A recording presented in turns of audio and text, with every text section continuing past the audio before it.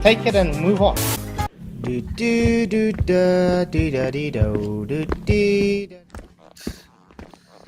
Yo, Fluffs, what's up? It's good to see you guys. Thank you all for coming. I'm glad you could make it. Vicky, good to see you. Do you have PJ Cruikshank? Oh, good. That's still fine. Dude, still loves us. Hey, man.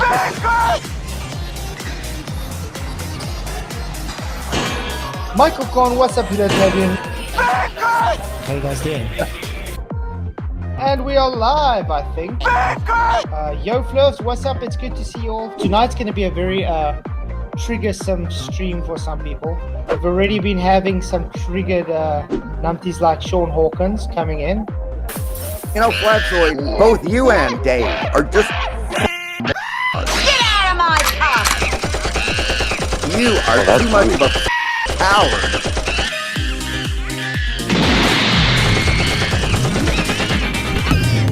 And Craig, if you beat the fallacy king. You stupid woman.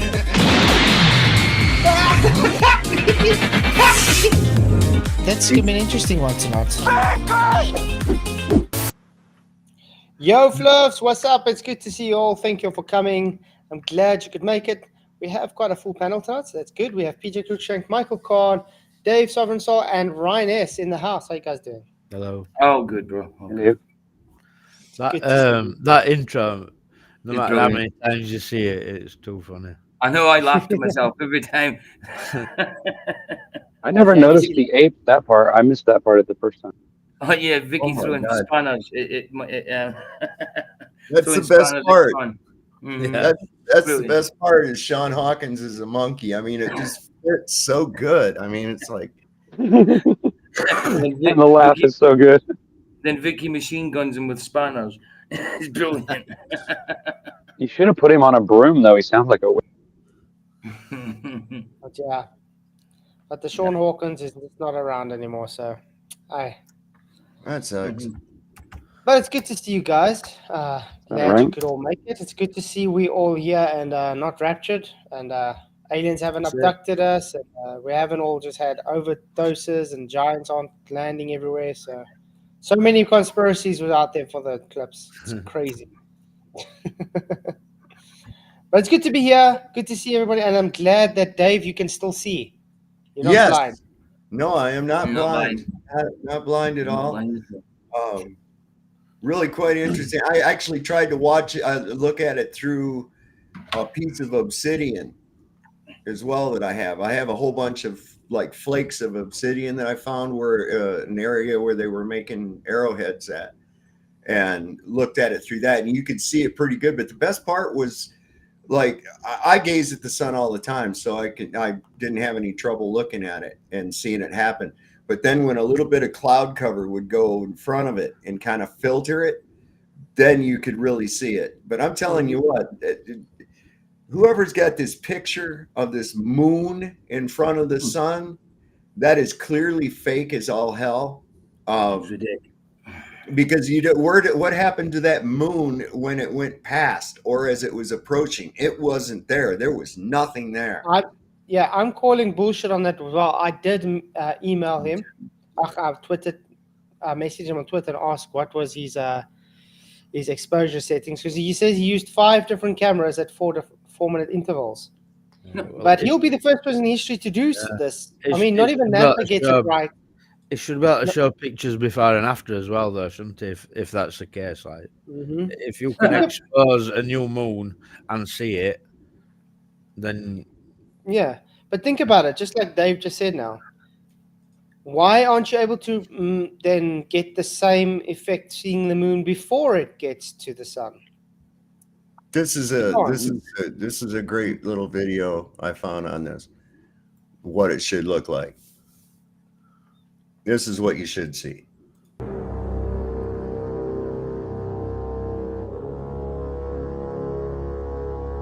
Just don't know about the music though. that's some creepy music. Creepy.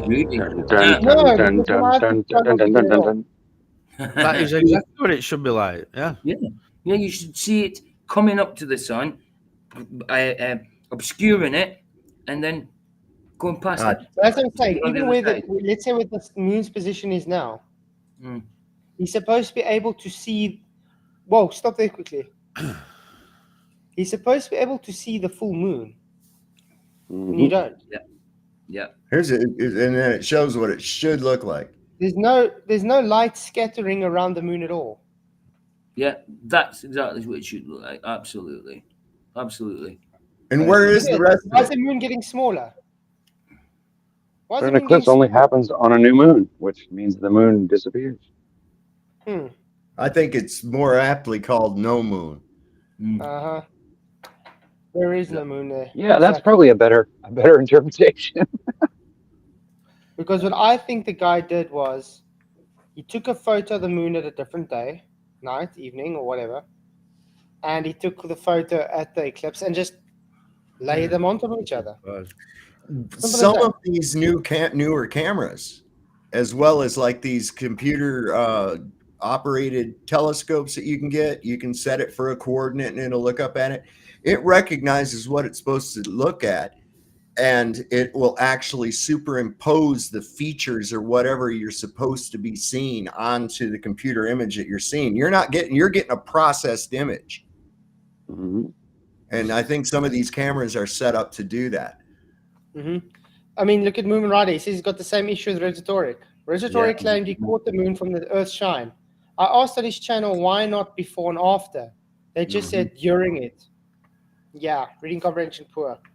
They don't get it because they know it's fake. Of course. They're faking it. They are just faking it. They can't. You've got a light to show us- blur, haven't you? Yeah. I have they another can't- question. Yeah. How come we don't have a live version from the space station? Yeah. Yeah. Because NASA Well, was too busy trying to fly a jet in Earth's shadow. I think there's- No, I thought they were growing lettuce. No, wait. Have you seen Level Earth Observer's video? There is footage from ISS at Moon Shadow on Earth, and it's absolutely pathetic. They were too busy chasing each other around in a gorilla suit and missed it. Yeah, but look what Yeah, I'm and saying singing, about singing songs with a fake guitar. Yeah, Yeah. let's just say the moon and the sun now, guys. This is what this you're supposed to see it, right? You don't see it. Even when it hits you, you don't see it. You just see a black, and then this is where they get the photo. Why Yeah, don't they have the cool. photo here, or there? Where's the photos for the moon there? Why is it only there? Exactly. I think the reason why they don't videotape Because it they- from there because is they take simply a- because it would show us that it's not true. It's Pop because that they link take up. the moon Yeah. photo and they just place it on there and say they took it on there. That's why. Pop One that mind, link up, Fat sorry. Zay. Oh yeah, one spirit said, "My wife and I looked naked-eyed at both, and we both saw something that looked like the moon at the bottom and left of the sun, left part of the sun. Couldn't see it before or after." Exactly. This is a level of observer's photo. Oh, video. Video, yeah. There's no music, like, I don't think so. It should be. Yeah, he just talked. The rotten potato. Shout out to level This is observer. supposed to be the International Space Yeah, Station. he's Doing a flyby yesterday, here, guys. filming the shadow of the eclipse. And like I said, it looks like it was filmed with a rotten potato. Adam's funny. So, Eric. Oh, and actually, we have the International Space Station flying over right now. So they are actually seeing. Why is it not egg-shaped? views of the eclipse. They're able to see not just Fake, the hello. moon passing Why in is- front of the sun, Why is but everything also walking That- around? You know the it's ship? fake, Ryan. That's why we're That- showing that- it. over Earth, That woman which is talking sounds like someone of a character of a cartoon. better than the one we have It's right acting, now. isn't it? But if there is one, it's from Look, the the- space even station the, for sure. the Earth is warping around the ship. Wow. So yes, they're able to. What's take this bit of pictures land that, here that's coming up on and your that right-hand is just side? incredible. That one. Just incredible. Yeah, there. What's that, Dave? One of the things they tell Which people to do continent if is you're this? far away was to Yeah, hear what how continent nature are we on? changed. Must be America, That's like. America. So, what is that bit of land To there? hear their reaction when we Whoa, went whoa, into and what's I don't that know what huge that is. lake? It's true. The humans in nature have not. Look at that huge lake. That's It looks frozen. I wonder if anybody can find where that is. yeah, it's a bit. Should be able to find the the path of the eclipse shadow, and we should be able to see if we can locate wherever this is. Florida. Yes, Enoch talks about the moon goes through a portal. But sillier, I Yeah, would Enoch. say. To think that reality is exactly I'm the not saying that opposite I to what believe can be that, but I'm tested saying and it does say verified by all is insane. And yet that is what the general public believe based on imagery. Crazy. And then we look at what should have been an incredible historical event captured in HD from NASA. it's grainy. It's just tosh And as garbage. if it was filmed with an old potato. Now we've had all these old missions guy. recently, supposed. Yeah, An old potato and a Betamax. An old I guy. can't understand that as well. NASA's got so much money; they're able to get the best camera equipment that they can get, and we're always sitting. And they with should have a garbage. camera on every inch of that space station. Trust me. Well, We're always sitting with that garbage with their phones. apparently they're going to start using Nikon, aren't they? And that's why they've stopped doing P1000. So I wonder if we can pull the same against ballers, you know, like when they start pushing Nikon footage, we can say it's a conspiracy theory like they did in their mockumentary. Moon Rider, it's refracted. Yeah. But it's good to see you all in chat. Thank you guys for coming. Please hit the like, share the show. Really does help to get the show out to wide audience. Are you guys ready for tonight's main event? Do it. Yeah. I can't wait. So this is from Foundry Reading- Church, Yeah. and it's how not to read the Bible. God created the whole flat Earth sermon. Wait, what? Yeah.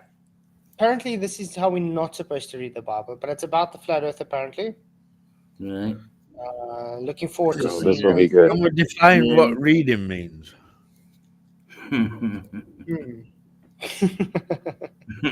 Maybe they should have said comprehend. But yeah, let's just see what it says. Well, creation part 1 was a whole lot about the Genesis 1 and Genesis 2. By the way, I looked for creation part 1. I can't find it. I looked specifically for that video. I can't find it. So this is part 2. You maybe Because I would have loved to see them explain creation part 1. Definitely. I can't seem to find it. All I see is how not to read the Bible series. They got a different guy talking about something else, and then the first one he did was strange fiction or something.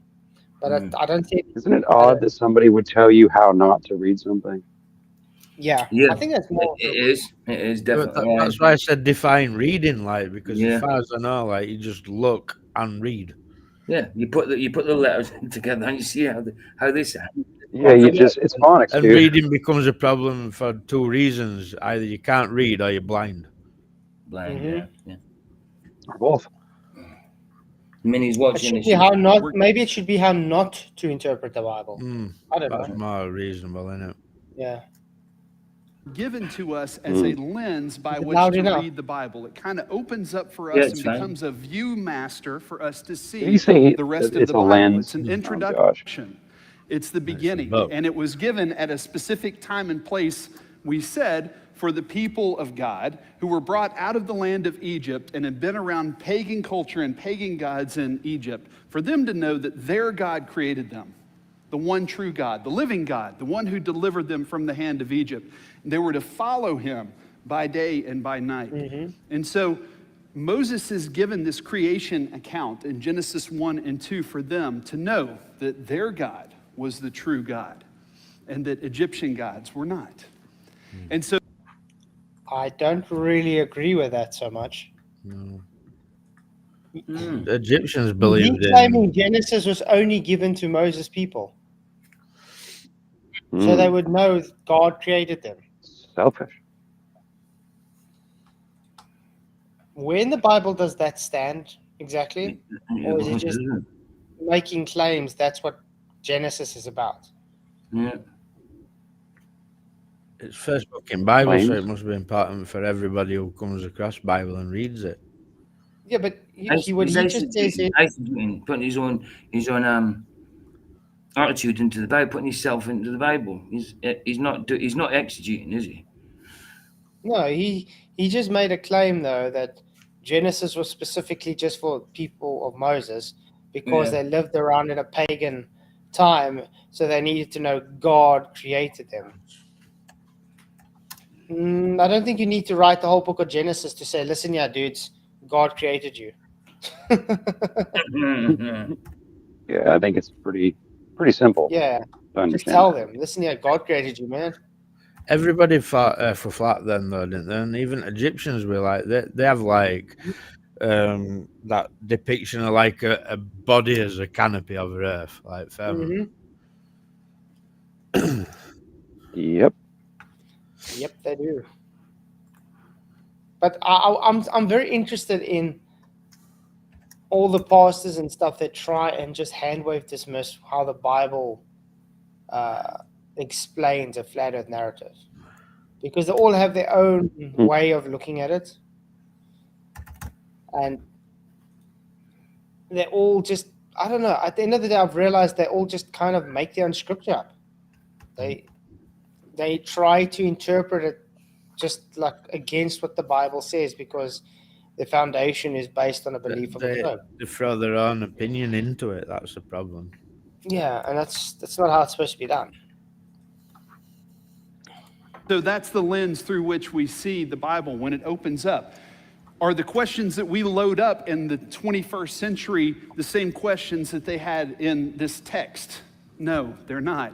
So when we look at things like Jesus and the dinosaurs, when we look at things like macroevolution and DNA sequencing and all those kind of things, that wasn't the intention for the giving of the creation story in Genesis 1 and 2.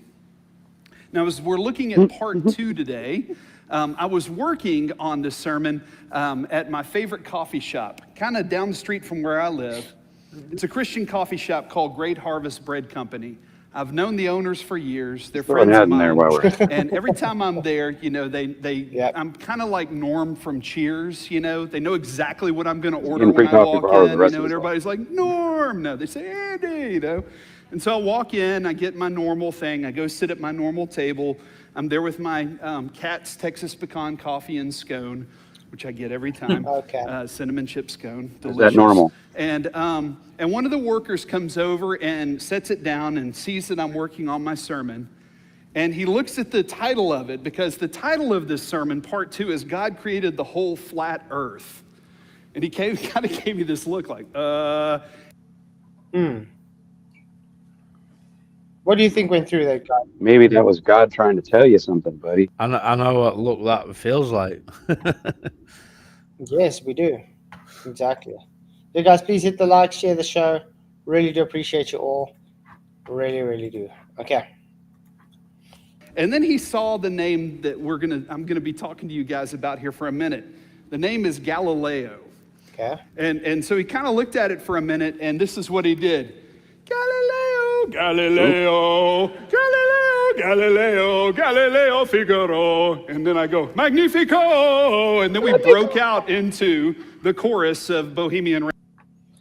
Bohemian Rhapsody. I see a poor boy, nobody loves me. He's just a poor boy from a poor family. There is life from this monstrosity. But the thing about that song, though, it's such an evil song. It's not a song that the pastor is supposed to be.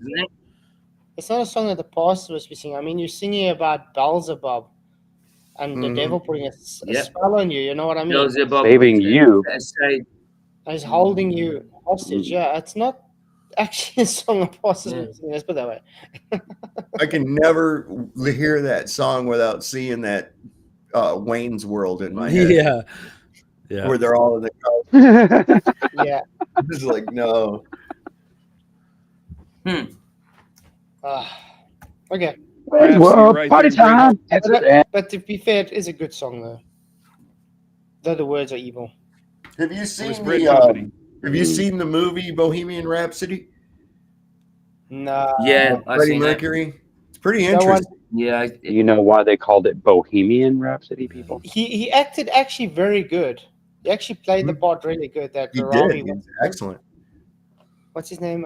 Do you want to see the? I've got the lyrics up for it. You want to see Bohemian the Rhapsody, lyrics? Bohemian Grove. I wonder if there's a connection. No, yeah. I've got the lyrics up. Couldn't be. What you want to do is watch some Kenny Everett comedy. Oh yeah, they were tight. They were tight. Yeah, Freddie Mercury and Kenny Everett was tight. More ways than one. Oh, they were lovers for sure. Is this real life? Is it just fantasy? Caught on a landslide, no escape from reality. Open your eyes, look up at the skies and see. I'm just a poor boy. No, I need no sympathy Nobody because I'm easy come, easy go, little high, little low. Easy Anyway, come, the easy go. wind blows doesn't really matter to me. Mama just killed a man, put a gun against You know his what head. that actually means? It's about being gay, I think. Like. You know, yeah, probably. Bingo. Yeah, and it had pulled the trigger to me, and now he's dead. Mama, life has just begun, but now I've gone and thrown it all away. Mama, who didn't mean to make you cry. If I'm not back again this time tomorrow, carry on, You know they're as gonna if wait, nothing really PJ. mattered. You know the people gonna make a As if song. nothing really They're gonna mattered. make a song out of you know. It's like PJ tries to rap, Mamma Mia. Here we go. Yeah, he's- Come on, PJ, put some life into it, buddy. Flats already caught me singing before the show, didn't you, Flats? Yeah. I was singing under the Bridge by Red Hot Chili Peppers, and he caught me. I'm sitting there and he turns around. It's like what does Scaramouche mean? Scaramouche. Can you do the band? Is that just a I don't think that's sound? what. I don't think that's the word. I think the word is actually something else, but it's a demon word. No, it is. They do say Scaramouche. Scaramouche do the meaning fandango. Scaramouche means a stock character in commedia all'arte, a farce who is cowardly braggart, easily beaten and frightened. A rascal or scamp. That says it all, doesn't it? So in other words, he's calling himself easily frightened. You must scam. Scaramouche. Or a chicken. And then it's, oh, mamma mia, mamma mia, mamma mia, let me go. Beelzebub has the devil put aside for me. So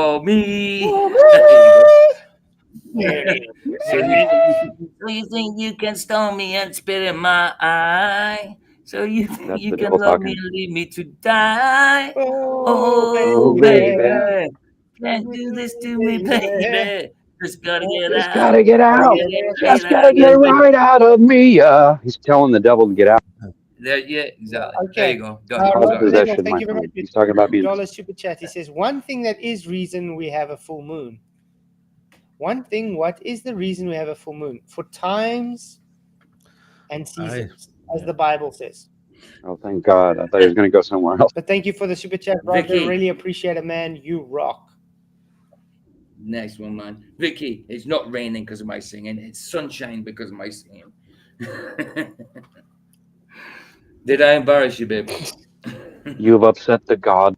Well, you could have done an R1 and took your shirt off. Oh, dude, I I'm don't not going know. to do that till I go back. Yeah, to the do that. gym. Do that now, PJ. Not until I'm back in the gym. I'm a bit fat at the minute. A lot fat, you know.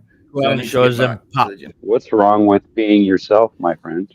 I know, but I'm not. I'm not comfortable with my body. I'm telling you, I'm not. I need to get back to 14 and a half stone. I'm not comfortable. Well, like we're not. this. We're probably not comfortable with it either. But I'm only kidding. I'm only kidding. It can't be any worse. Well, I'm Can't be talking no about my worse than insecurities. What's going on? Can't be no worse than Luch. Come on now.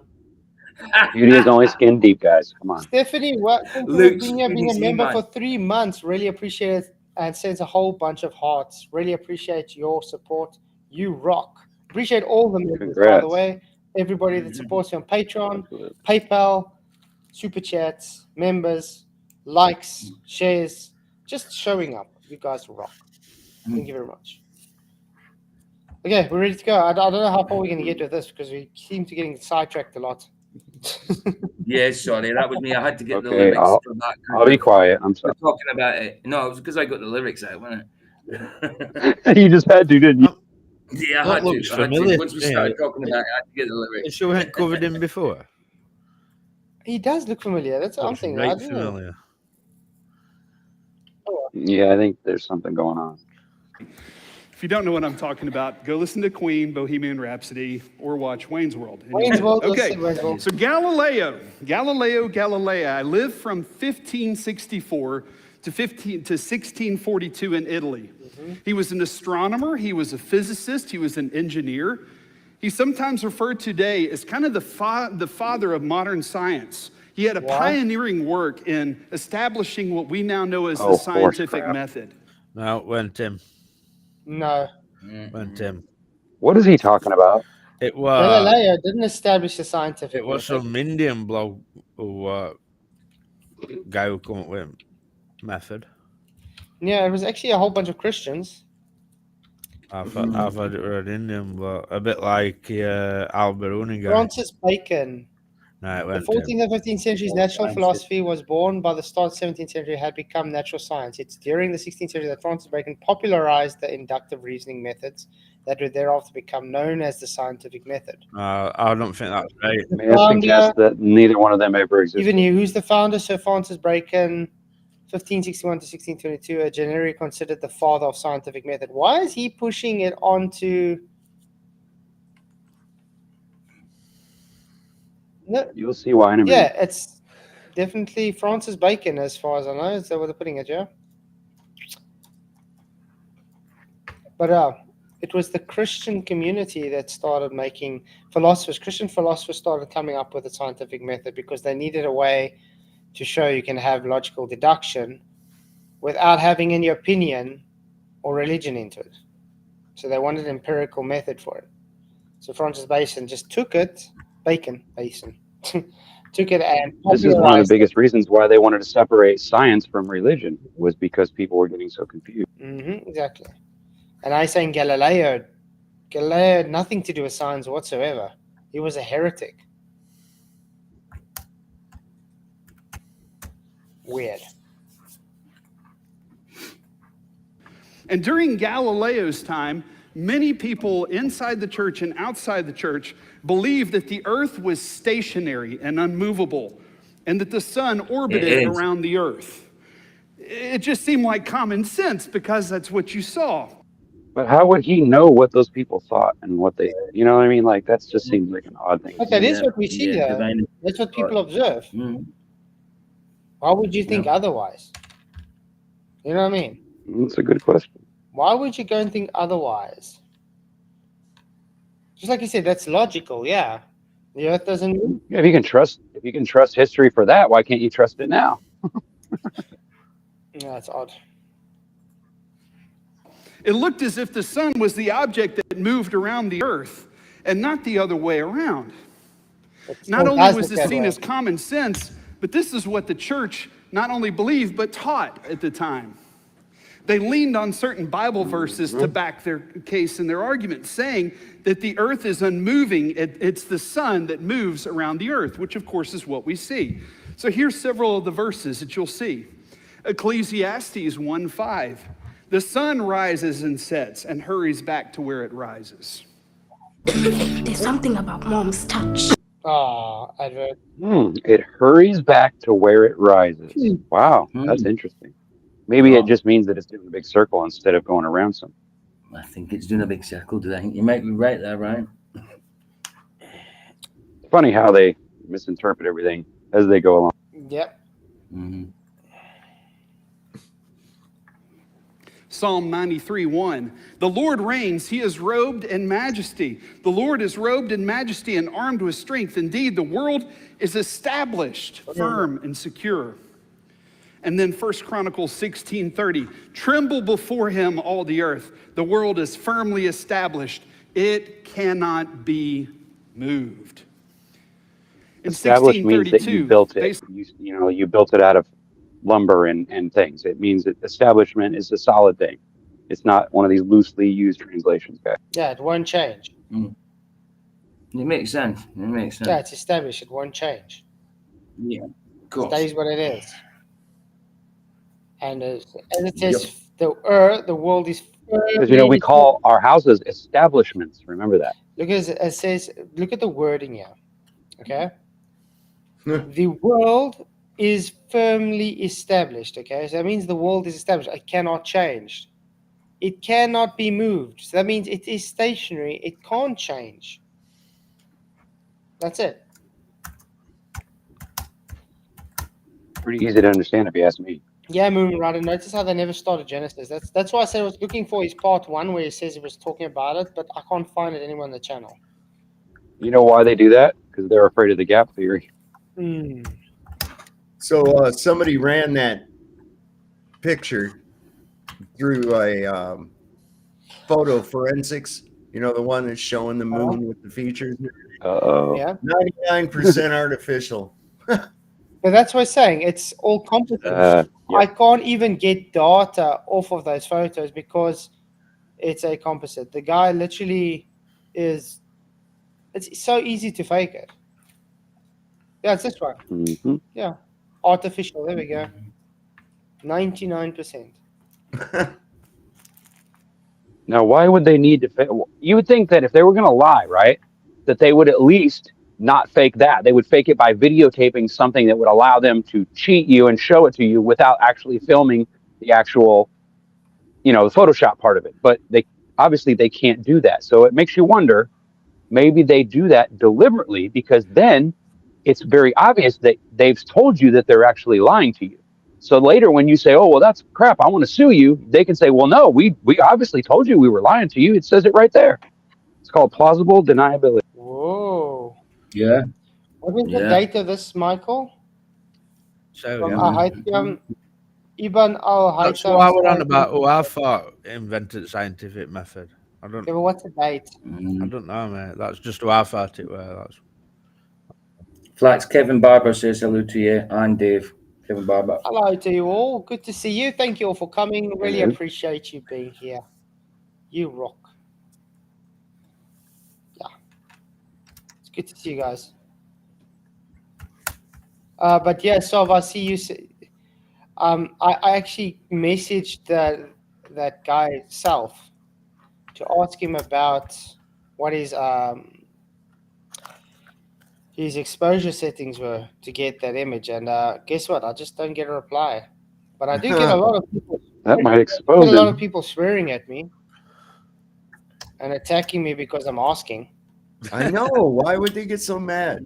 I know. Go question things. They get away though, don't they? How dare you question authority? How dare you? What trolls don't realise is by the behaviour, they show that there's dishonesty. Mm-hmm. Yeah, you know them by the fruits. Simple. Mm-hmm. So yeah, apparently it's very sad and bad for a person to ask, sorry, what are your exposure settings? You know, that maybe I can also do it sometime. Repeatable, testable, like this, eh? Because since this guy's got the impossible done, he should get a Nobel Peace Prize or something, you know what I mean? Because not even NASA can get it right with all their technology they got. So this guy's got really something special. Okay, Moomin, I got you. I just forgot what was said. Right. Okay, I got you. He was asking about is anybody got the new layout for YouTube? And I'm like, I haven't got it. He says it stinks, but I'll have to get used to it. All right. And what he said, what would happen if you put Red's rhetoric still frame through that processor? I wonder. Method. It's Galileo who claimed that the Earth orbited around the sun, and people lost their mind. They went crazy, and especially the church folk. So much so that he was put on trial as a heretic. When we look at these verses today, we wouldn't arrive at that same conclusion that the church did. God was not saying that the Earth stayed physically motionless and that the sun orbited around it. Now that's an assumption. But where does it say that? Read. So when please show us, where does it say that?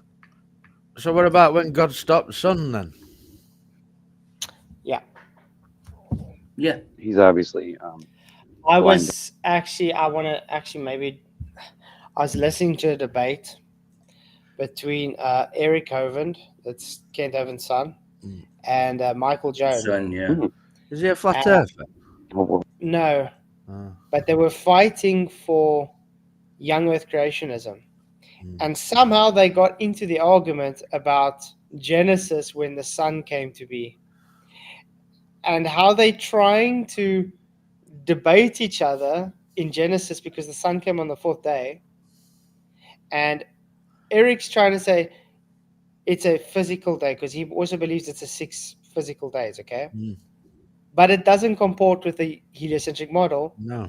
And Mike Jones believes it's billions of years old, believes it's not literal days, but also has to compete with it as a literal, as Well, as he listen.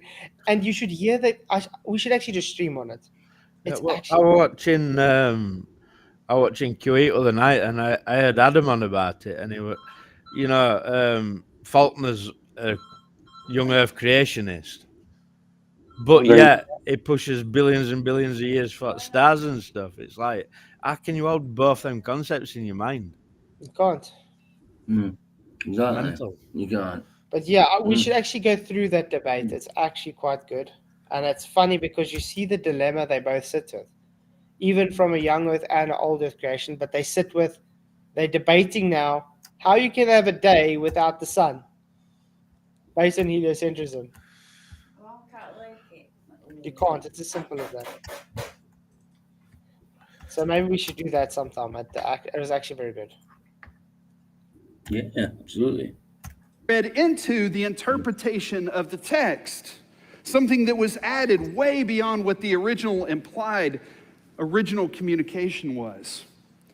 God was simply using ordinary, commonplace, everyday language to communicate truth about the world, but he wasn't making a scientific statement about the orbital planets and the patterns of the planets.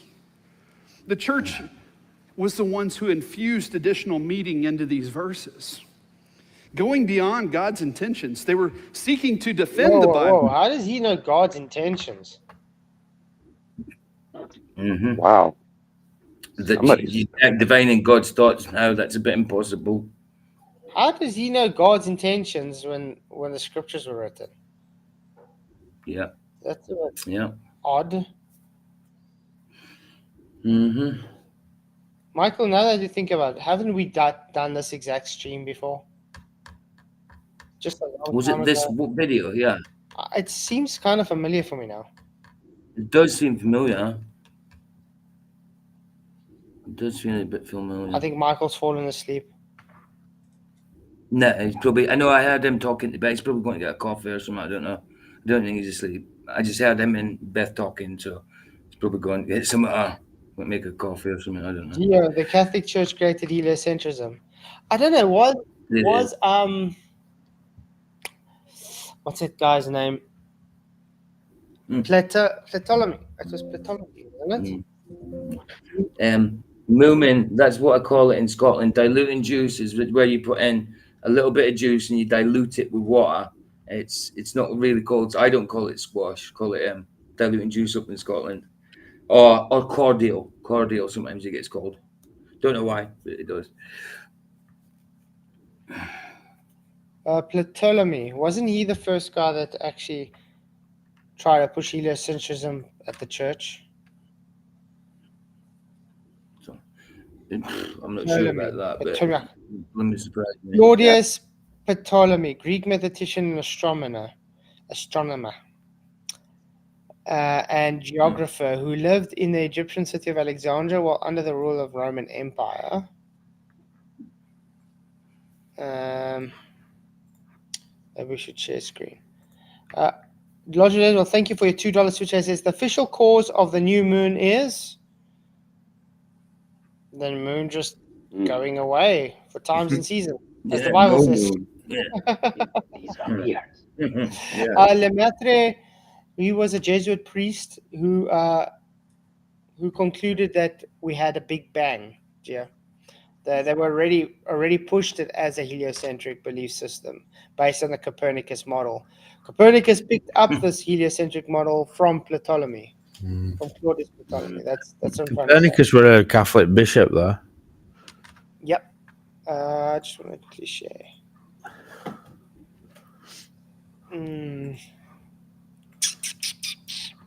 How do you put nothing into a container and then make it explode? I like the. What container? Well, before the universe exploded, it must have been contained, right? I don't know. See, there we go. Claudius Ptolemy was a Greek mathematician, astronomer, and geographer who lived in the Egyptian city of Alexandria while under the rule of Roman Empire. Much of medieval astronomy and geography were built in his ideas. His world map, published as part of his treatise Geography in the 2nd century, was the first to use longitudinal and latitudinal lines. This idea of global coordinate system was highly influential, and we use it a similar system today. Yeah, and yet who was supposed to be the father of geography at that time? Mr. Sticks and Shadows. Of course. Everyone crossed his knees. Exactly. However, he is most known for refining the cycle of epicycles that made a geocentric theory of the universe tenable for 14 centuries, as established in his book of the Almost. So he believed it was a globe. He just said it was geocentric, though.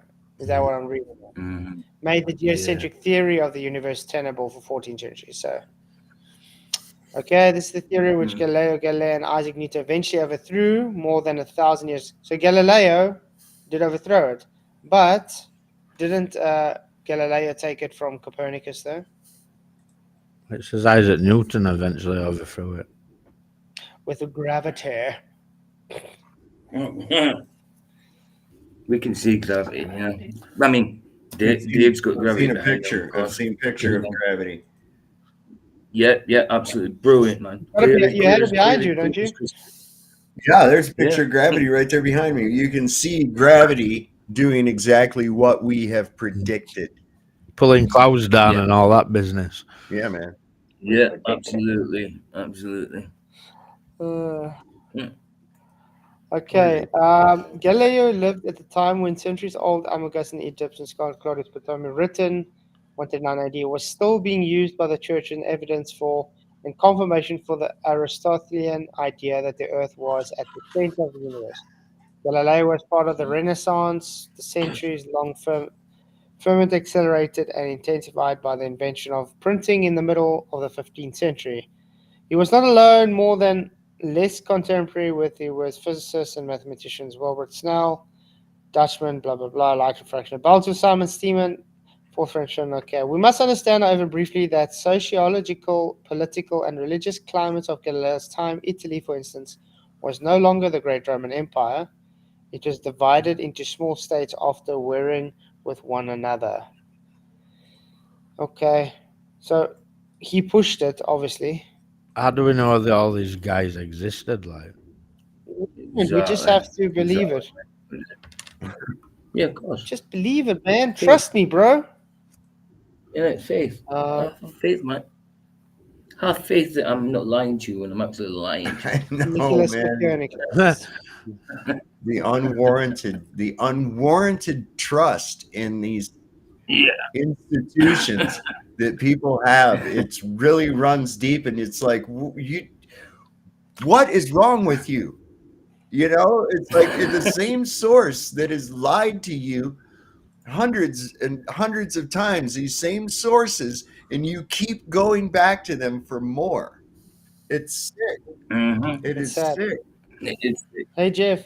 Roger Letwell says they say the moon is between the sun and the earth. Yes, that's what they say. Yeah, they say a lot of things. They can't prove it. They do. See, Nicholas Copernicus was 1473 to 1543, so he was before Galileo. He was a Catholic canon who formulated a model of the universe that placed the sun rather than the earth at the center. See? As I say, so it wasn't Galileo, actually. It was Nicholas Copernicus. Copernicus were a bit like Newton. He didn't want ascribing to it. They did it after he was dead. They brought Copernicus' model come out after he was dead. No doubt. That's how they do it, man. And he gets the blame for it.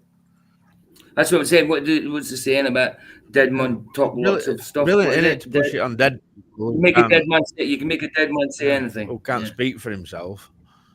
Exactly. Yeah, because if you're dead, you can't defend yourself, can you? Yeah.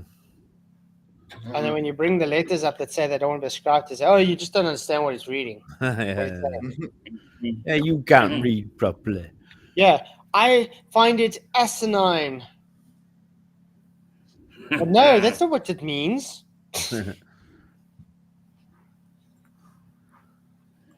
Okay. In the age of make shit up. Assuming that the common language had been used necessarily implied that this was a specific way of understanding the relationship between the sun and the earth. They held that not believing that the sun moved around a stationary earth meant not believing the Bible. And over time, it became clear scientifically how the earth and the sun related to each other in orbit. Oh, really? Scientifically? Can anybody show us the science? I couldn't. No. I don't think anybody could. Brilliant stuff. But scientifically. We realize that this scientific way of speaking and thinking about the relationship of the sun and the earth was different and distinct from what the Bible was speaking of in relationship to the people of God.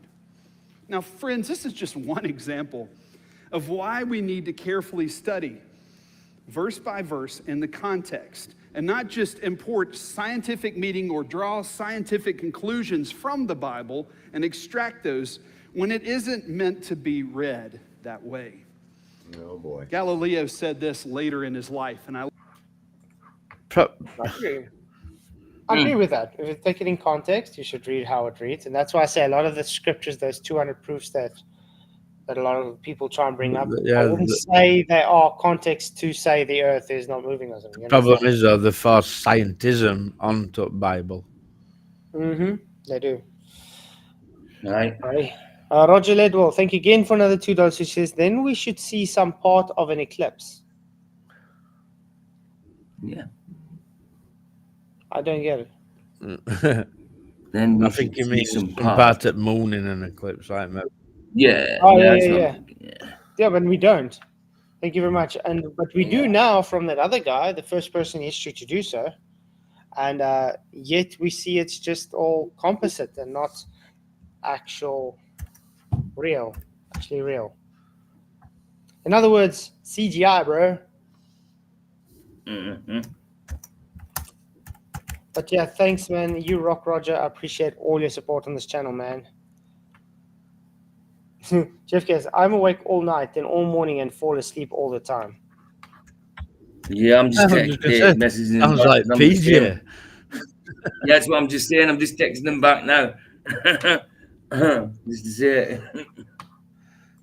I love it. He said, the Bible teaches us how to go to heaven, not how the heavens go. I think that's great for us to understand. Last week, 2 weeks ago, we looked at why and whom the book of Genesis was written. Specific people in a time and a place, so they would understand 100% who this God was and what he wants for them. Today, we're going to talk a little bit more about the days of creation, about Adam, about Eve, about this serpent that's in the garden, and how they all point to Jesus, forward to Jesus. Really? Edwards? Wow. Yeah. So exciting. You must be getting paid. But you know what Moses wrote down weren't what we're getting told to Egyptians Jews when they were leading them out to Egypt, right? Where did they get time to write all that down? Yeah. I still want to know. God spoke directly with Moses, and God is not a liar. Why would God lie to Moses and say, just tell everybody it's a flat earth, when in the meantime it's a globe earth? Yeah, exactly. God can't. So who's lying? I would rather call man a liar, thank you, rather than God. Absolutely. God because knows beginning to end. You know, I mean, think about it. God has such a high standard. This would literally be deceptiveness if he didn't tell everybody, listen, this is not how the earth's supposed to be. Why would God keep quiet about it? Moses, why are you teaching your people wrong? Just to say that they didn't, it was interpreted that way because they didn't understand is rubbish. Yeah, exactly. Yeah, absolute rubbish. Absolutely. The only reason they're saying that is because they have a belief system that doesn't follow the Bible. And why didn't God inspire another man to write a modern version for us in modern times? So So yeah, because they need to somehow get it to fit Fundav today's worldview somehow, or they got to try and They're scared to death change of the God. Bible. That's why they're scared to death of God. They've got to make out that he's a liar. He didn't mean that. People were dumb. Blah blah blah. Because it's got to fit our worldview.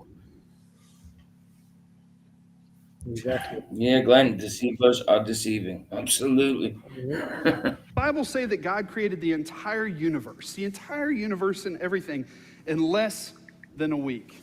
Sun, moon, and Well, the stars. scientific world today tells us that the universe Yeah. is billions of years old. Nope. But the Bible says that the world was created in 6 24-hour days.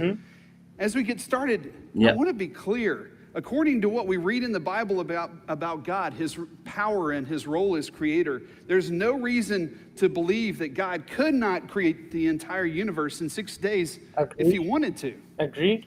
God could create everything. Agreed. But he did. Yeah. But define entire universe in Genesis. Exactly. Sun, moon, and stars. Exactly. Why would he create these planets in this big vast space, and it's never ending, and the sun's 93 million miles away and all that, and we can't get to any planet. If it was real, we can't get anywhere, and no one Because comes it to us. puts God Then even why further why away would than he- them planets and them Exactly. galaxies. And Why would God do things like that? That's in vain. There's no use for it. We don't see it. It doesn't help us in any way, space or anything like that.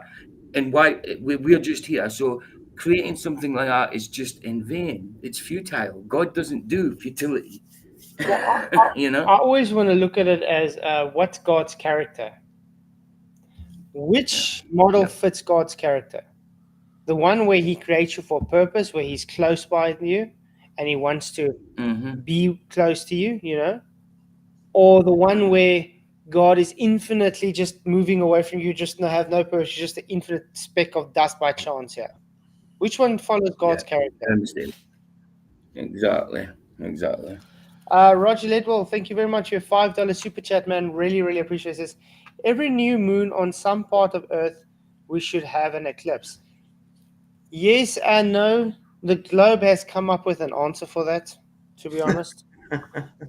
Really appreciate the super chat, man. But their excuse is, if I can try and explain this. Let's see if I can explain this. The globe's excuse for this, yes, and it's excuse. Let's say this is the sun and it's the moon. If it's supposed to go between us and we're supposed to see an eclipse every month. Exactly. But now they're saying because the Earth has a wobble, the Earth we're going to say this is the Earth now, is going to be higher. See? Higher or lower because of the wobble. And that's why you don't see the eclipse. Right. Nice. And Santa Claus's reindeer fly because he feeds them magical corn.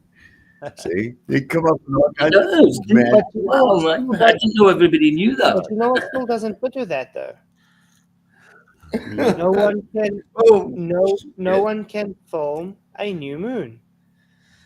The moon's gone. No Just moon. not there. There's no moon. No moon is a new moon. Yeah. Yes, Stephanie, really, that's their excuse for why we don't see an eclipse every month. Because of the wobble. Find out where the moon should be either. Because How come they're not talking about their lunar eclipse that didn't happen on the, what was it, the 24th? They're ignoring it. Yeah. They're saying we're lying. Totally. They're just saying we're lying. Totally. But they Where's don't that say TFE and is we predict. who the second. globe predicts like it's a And person. guess what? Even this last eclipse they got wrong. They had to change the path of the eclipse just before it started because the model got it wrong. Uh-oh. It's crazy. I wonder why. So yeah, guys, the sun, the Earth wobbles and dodges the moon's path. That's why we don't see an eclipse every day. Yeah, it's like a galactic game of dodgeball. So the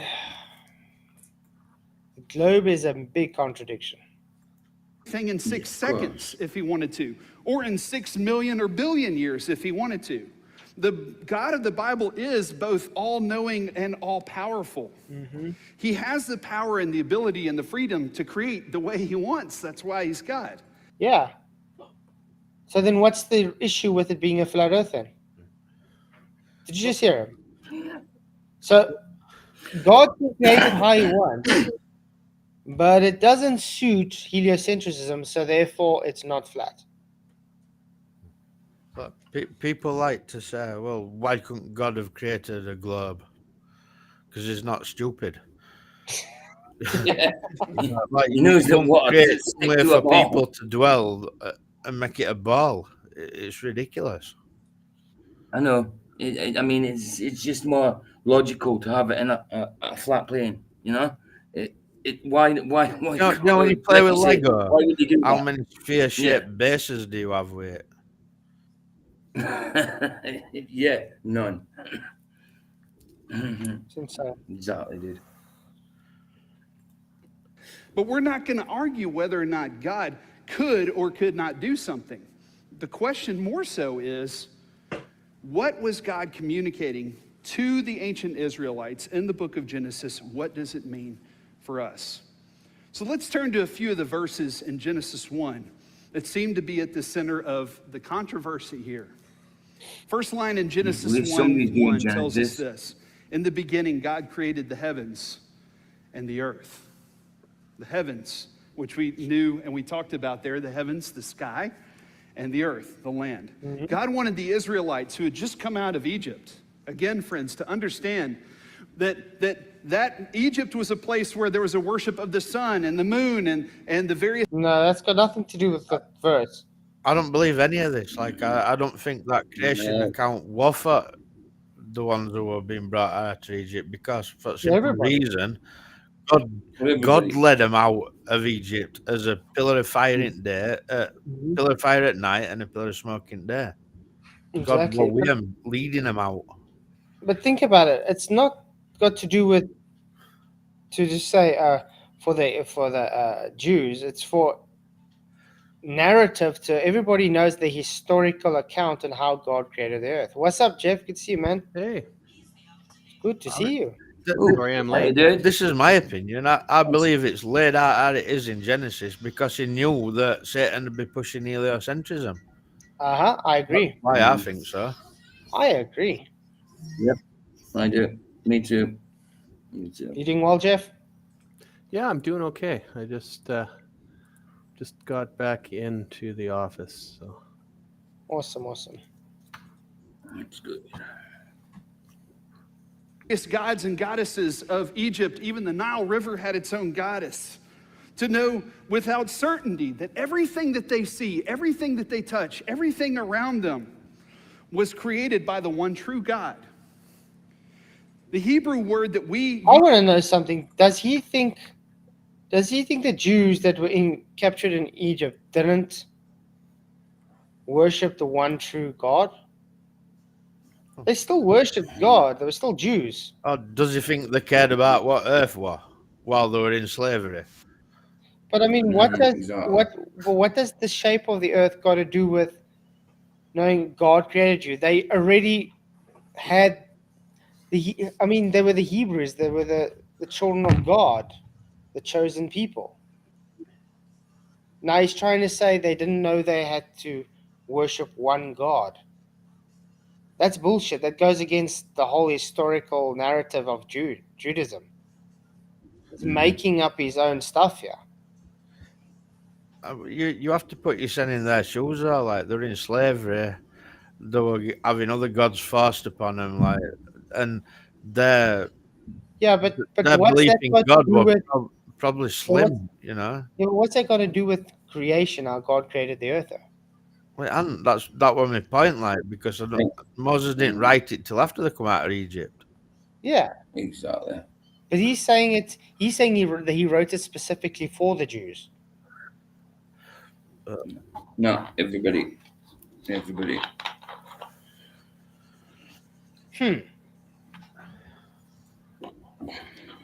Use and we translate for create. God created is the word barach.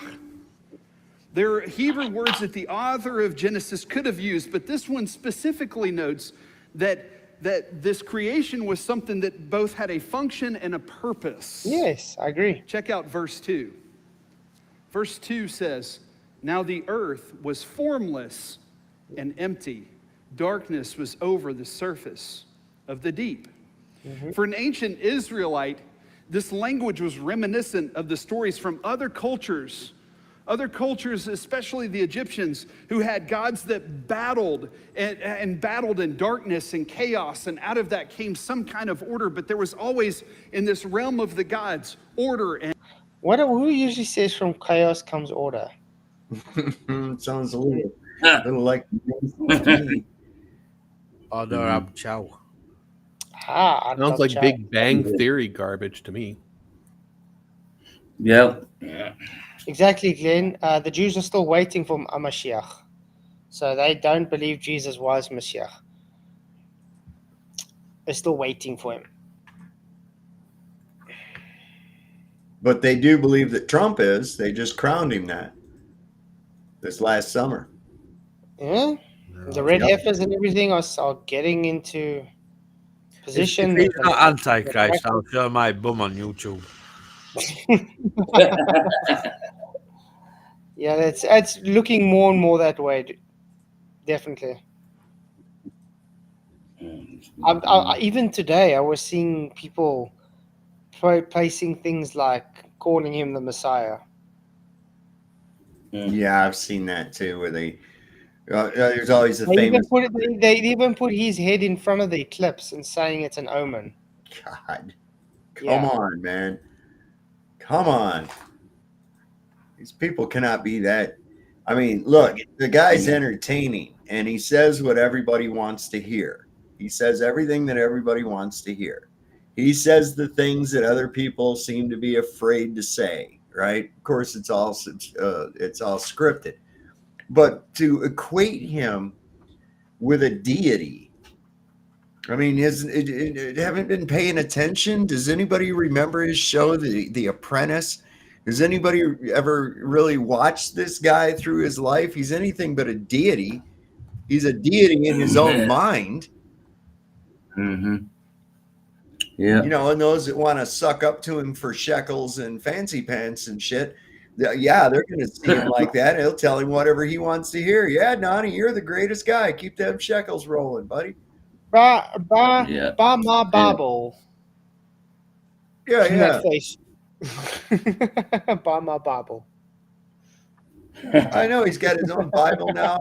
He was selling these NFTs that were, you know, Trump trading cards, and they were wonderful and spectacular. I watched his little commercial for it, and I just laughed my butt off, man. I was like, you got to be kidding me. This guy's really full of himself. Disturbance and chaos and battling going on. God was letting them know that he's the true God and that he rules over the chaos. And he brings out of the chaos and the formlessness and the void beauty and purpose and life and order. But they didn't know what true God until he led them out of Egypt. They didn't know what true God until he led them by a fire and pillar of smoke.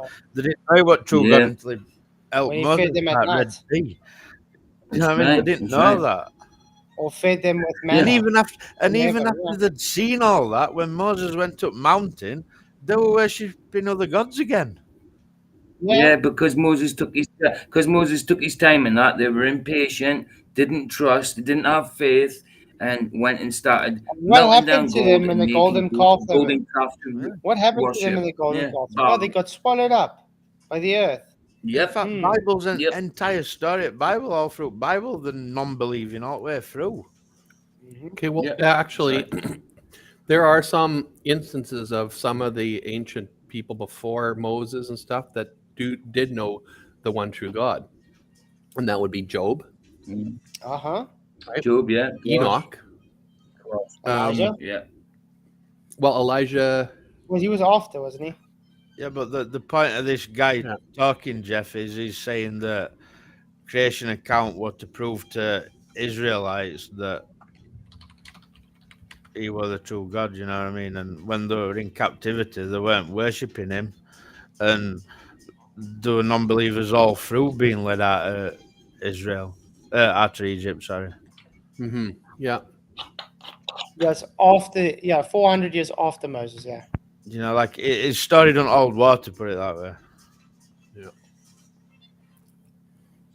Abraham, Noah, they knew Yeah. God. Abraham. Yeah. Noah. Yeah. So Mm-hmm. they weren't Jews per se, as they call them. The name Jew just came from the tribe of Judah, right? So it's just they were followers of the one true God, and they called him Elohim all the way through from ancient times, right? They use the word Elohim. It's just a fancy name for God, right? Yeah. Right. And yeah, but they didn't know his name was Yahweh until I'm trying to remember when his name actually came in. I think it was during Moses' time, knowing his name is Yahweh. I thought he introduced himself as I am that I am. Yeah, that's Yahweh. Yeah. Well, that was to went it to Jacob or somebody like that.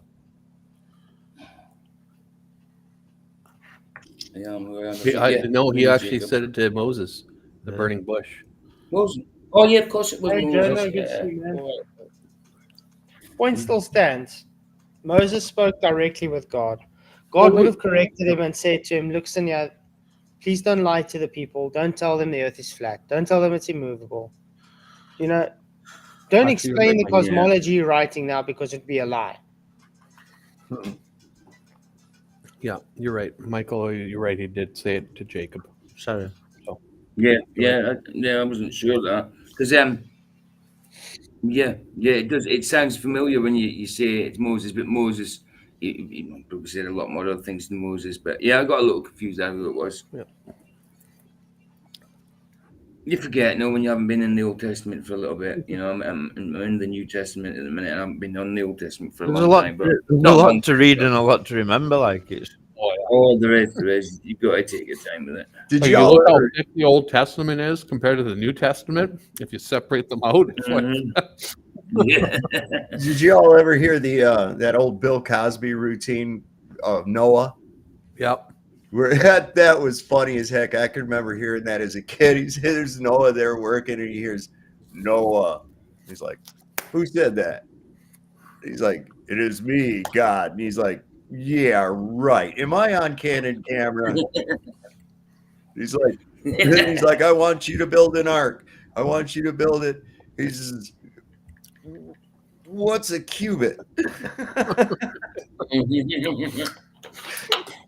It's pretty funny. Wow. It's pretty funny. That's from back in the 60s. I just want to say one mind, one spirit says Moses spoke with the angel messenger. Moses spoke with Jesus. Yeah, I believe it was Jesus, dude. I believe it was Jesus in the Old Testament, absolutely. Yeah, no, he spoke with Jesus. He didn't talk with an angel. Whenever you hear angel of God, it's Jesus. Like with Jacob when he mashed up his leg, I think that was Jesus too. Oh, when he was wrestling with him?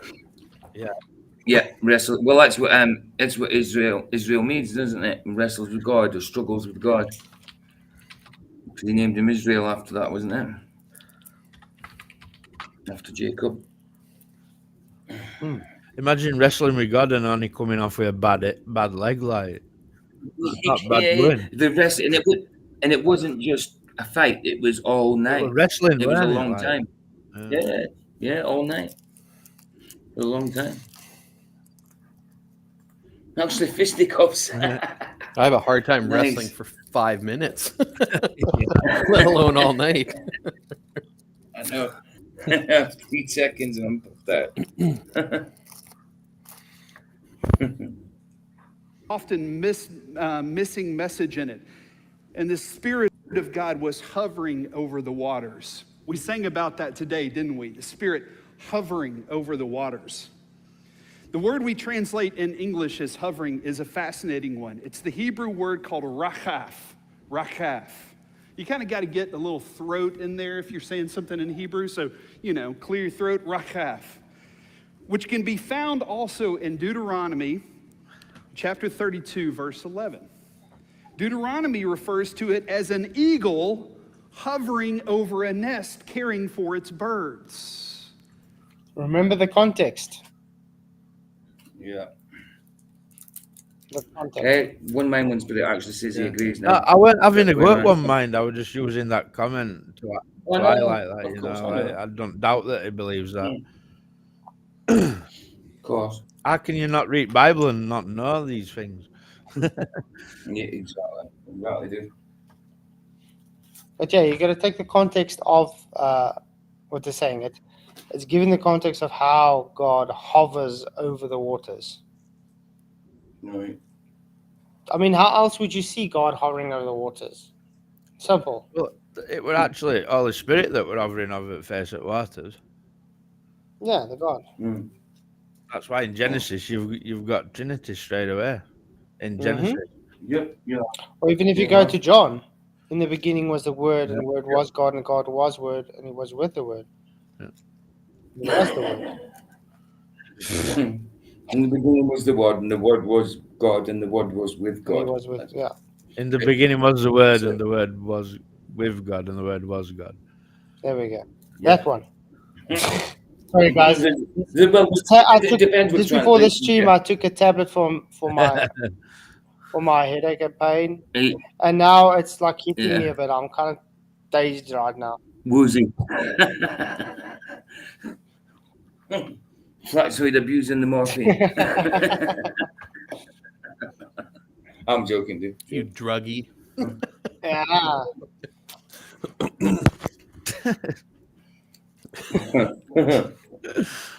What happened? Did we lose Flats? No, It man. looks like he's probably fell off his chair. I'm still, yeah, I let Ryan in. Oh, okay. Well, now I can close my eyes, eh?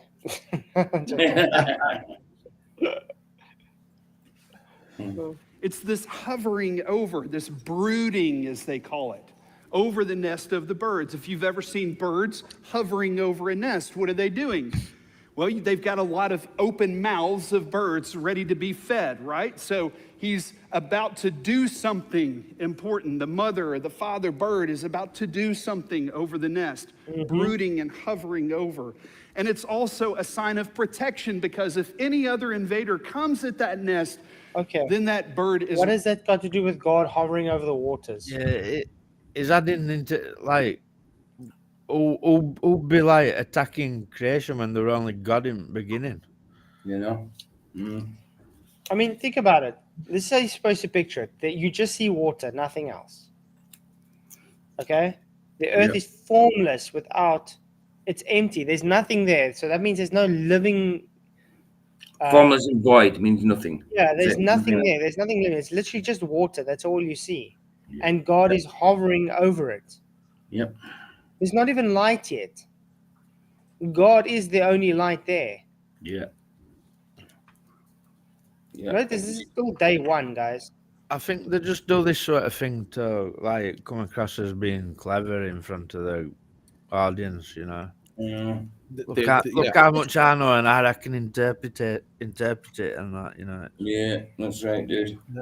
Yeah, exactly, Michael. They do try to make themselves distinct from other passages that brings people in, That's right? Yeah, I agree. And that's not the way you should be. No, it should be just preaching the word of God, and every pastor should be in agreement. Yeah, yeah. Hey, Space Mind, a long time. Good to see you, man. Yeah, but that's it. But they also, think about it. If they talk about something like this and they're sort of doing an obfuscation tactic of what the actual thing is standing about, they're getting it's actually a magic trick. Because they're trying to make you think now of the story he's talking about instead of concentrating on the scripture you just read. Yes. It's misdirection. It's misdirection. So look at my right hand while I quickly move something with my left hand. Exactly. You know, that kind of thing. Yeah, exactly. Right there to protect, hovering and brooding over it. It's about care. It's about something completely different here. And so when God clues in that he is hovering over the waters, he is about to do something amazing and bring beauty and protection over this chaos and bring order. What chaos? What chaos? Manufactured chaos. Yeah, manufactured. Yeah, It's that's right. formless. It's formless and empty, so it's void. There's no chaos. There's nothing to have chaos. It's just water. I know. It's crazy. The chaos came after the flood. That's right. So just God and God's pure love. So yeah. Aye, absolutely. That's what it says. For God is love. Absolutely. God is saying he's so unlike all the other gods that they've heard about in Egypt.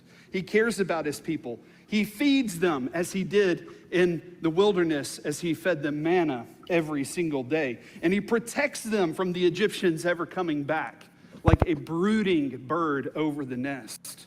What a beautiful image. What a beautiful, powerful image. Imagine what the Israelites are thinking at this point in their lives. They're living in the desert. They are learning not only is their God the one true God, but he cares about them. He feeds them. And God cares for what he creates. Very different than all the other gods who are okay with humanity. You can't argue with it. It just doesn't got to do with what the scripture says. Though. I agree with what he's saying. He cares for what he creates and everything, but it's still got nothing to do with what you just read. He's hovering over the waters. So in other words, if you hover over something, it means you care about something. Well, he actually bothered to come and lead the Israelites, you know. But there are some things that he didn't care for, because he did say that he hated them, right? Mm-hmm. So we have to remember that. Yeah, it's sin, and eventually, when there's going to be some people who will never repent, and they'll be dealt with accordingly. But if sin is the wages of death, then sin is necessary. Well, wait a minute. What was I going to say? I screwed it up. Sorry. Repent ye and believe the gospel. Simple. What you mean is sin are the wages of death. So, like, if you never repent, then you're going to die, man. Yeah. Oh, I see someone's trying. Yeah, exactly. Like, if you don't ask for the gift, then you can't have it, right? Yeah, sorry, whoever's trying to come in. The room is full. Sorry, just waiting for the end of the month, and I can see if somebody wants to join. Is it important? Is it somebody important? I'll leave. I just saw someone's trying to join. Ray, I'll tell you what. I'll drop out if it's anybody with coming in. Let them in. If but it's you're not, giving I'll some come good back input, in. man. You're giving some good input. Yeah, you are. You're good. I think you should say, I can drop out. It don't feel fair to not let other people in either. I usually keep silent a lot of the time. So. I wish a lot more people out at chat would join. Yeah, you've Oh, got. someone dropped. Ryan's gone. Oh, okay. Oh, no. But at the end of the day, Michael, you're always part of the panel. Do you know what I mean? I know. I wish. I mean, it'd be better if there was more spaces, obviously, but you're giving good input, man. Definitely. It's nice and appreciated. Yeah, you are appreciated. Appreciated. Matthew said we don't believe it was just me. Oh, it's Matthew also gives awesome. Yeah, Matt. Matt, because Matt. Yeah, it's all right. Ryan's dropped, hasn't he? Matt, come in for a bit. Oh, there he is. There he is. What's up, man? Dude? What's up, guys? Ryan is ace. Dude, I like that guy. Yeah, he's cool. He's cool. Thank you, Ryan. You rock, man. Yeah, you Ryan do, dude. rock. You do. You also rock, though, Matt. What's your thoughts I have so far, a bit of Matt? a question off topic there. Flats, did the coil come in yet? No, I'm still waiting. I was thinking about it today. Still haven't heard anything. But you've paused. I have to tell you, this is South Africa as well, and when it comes the else to has probably nicked it for their generator. when it comes to service delivery, it's bad. So look at they might even take 2 weeks just to send me the notice to pick it up. Oh, okay. Look how Amflats has paused the stream with my head down. It looks like I'm about to sleep. Paused. Unpaused stream. Oh, it's me to paused it. No, not the stream. I'm talking about the video we're watching. The video we're watching. I'm not on about the stream. I'm on about the video. You're too funny, PJ, man. Oh, it was because our mind was way back. It had gone halfway back. Sorry. No, I'm trying to think. What? Yeah, you're sorry. Matt, have you been? So Matt, have you been listening to what's going on? Sorry. I just caught the end of it. I hate answering the poll when I don't know what I'm about to watch. Yeah. It's a question. Is this the way the Bible's supposed to be preached? And I haven't watched it yet. Yeah. Obviously. I can give you the Obviously, answer. It's no. Yeah, absolutely. The thing is, a lot of the people answer before they even watch, though. But it's just for fun. It's not like a serious poll kind of thing. So. A fresh new person, though, I'd like to hear what Matt has to think. Like, so let's play some more facts and Matt's always got good input, man. See what Matt says. Oh, I got a question for Matt. Yeah. If you hover over water, does that mean you care? If I hover over water, no, that does not necessarily have anything to do with how I feel. Exactly. My point exactly. Vicky says, "See what I'm dealing with." I said, "I know, Vicky." Thank you, babe. Thank you, babe. Make me sound like a numpty. Oh well, it's just the truth, isn't it? I do get a bit blonde being in other cultures enslaved to them as they do the God's biddings on this earth. This God loves them, the one true God, and he cares for them, and he's with them. Right after the opening verses, the days of creation begin. What follows are 6 repeating patterns where God creates different things each day with an evening and a morning to start and end the whole process. Just stop it 1 minute. Day one starts. And this is why I think it is in, different things created on different occasions. I think it's set out that way for against heliocentrism. Yeah, it's in this very specific order as well. It's in a specific order. It's in a specific time scale, all to battle against heliocentrism. There's just enough there to know. There's just enough there to know that creation ain't heliocentric. Yeah, God knew. Yeah. Numpty is numpty does, Peach. No, I agree with that. There's no coincidence that Genesis is written the way it is. It was by design. Absolutely. Absolutely. God doesn't make mistakes. Nope. Amen. No. Chance does not exist. Chance is just a mathematical description of our own ignorance. Yeah, and the best we get from the people that try and defend the globe is no, Genesis 1 is not an historical count. It's just allegorical, or they say it is written for the Jews in Exodus, or it's just we can't interpret it that figure, it has to be allegorical because it doesn't align with what today's belief is, because most people those days believed the earth was flat, which is nonsense. That is nonsense. Allegorical stuff. Allegorical is always said to be allegorical. Yeah. Right? I mean, you can clearly see what's allegorical or not. Yeah. If it's an historical event, it's not allegorical. Yeah. It's an historical event. If God says he created he said, "Let there be light," what's allegorical with that? Yeah.